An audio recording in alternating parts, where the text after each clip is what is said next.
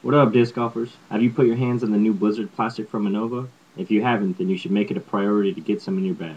These discs are easy to throw, easy to control, and they go deep. So what is the Blizzard plastic?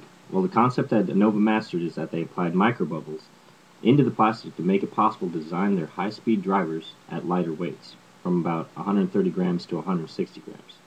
You may think that these lighter weights will cause the disc to become less stable and flip, but surprisingly, they will hold any line you put them on.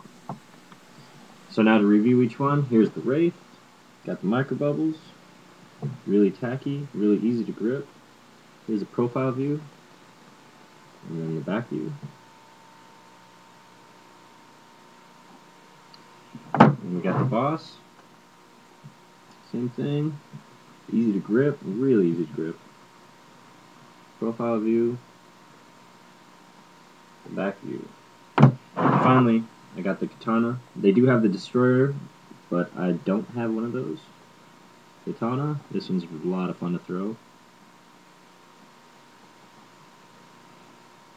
And that's that. So, get yourself one and have fun throwing them.